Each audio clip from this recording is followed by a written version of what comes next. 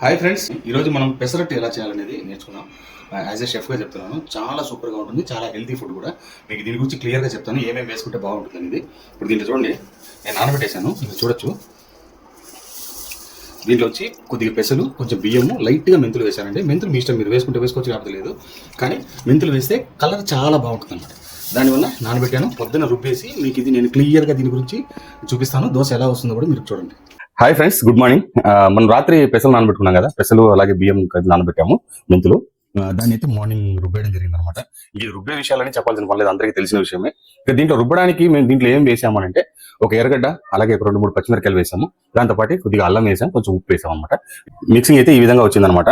దీంట్లో మనం కొద్దిగా పసుపు యాడ్ చేసుకుంటాం, కొంచెం బాగుంటుంది అది. పసుపు వేసేసాను. ఇప్పుడు దీన్ని మనం బాగా నీట్గా కలుపుకొనేసి మనం ఇలాగే ఇంకా దోశ వేసేయడమే.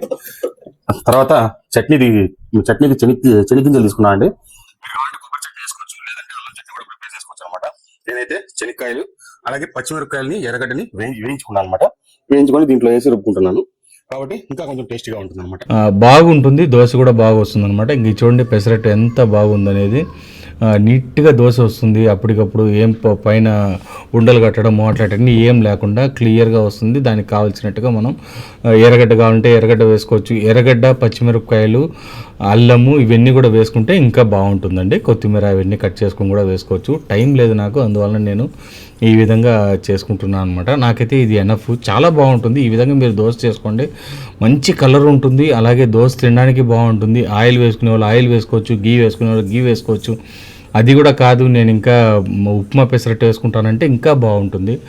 దోశ రిమూవ్ చేసేటప్పుడు దాని కలర్ చూడండి ఎంత బాగుందనేది, చాలా బాగా వస్తుందండి. రెడ్ కలర్లో ఆ మెంతులు ఆ రుచి బాగుంటుంది, అలాగే కలర్ కూడా తీసుకొస్తుంది. చూడండి కలర్ ఎంత బాగా వచ్చిందనేది, రెడ్ కలర్లో సూపర్గా వచ్చిందనమాట దోశ. మీరు తిని నేను క్లియర్గా ఎటుందని చెప్తాను మీకు. ఫ్రెండ్స్, మనకు ముందుగా పెసరట్టు చూసారు కదా, చాలా క్రిస్పీగా చాలా బాగా వచ్చింది అనమాట దోశ అయితే. కనుక మీరు కావాలంటే తినచ్చు, చాలా బాగుంటుంది, చేసుకోండి మీరు ఇంట్లో కూడా. మీకు ఈ వీడియో నచ్చితే లైక్ చేసి, షేర్ చేసి, సబ్స్క్రైబ్ చేసుకోండి. అంతేకాకుండా మంచి ఫుడ్ తినండి, హెల్తీగా ఉండండి. నెక్స్ట్ వీడియోలో కలుస్తాం, అంతవరకు బాయ్.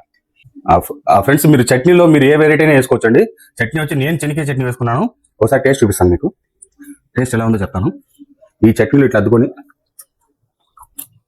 చాలా సూపర్గా ఉంది. అదే మీరు పప్పుల చట్నీ వేసుకోవచ్చు, లేదంటే కొబ్బరి చట్నీ వేసుకోవచ్చు, అల్లం చట్నీ వేసుకోవచ్చు.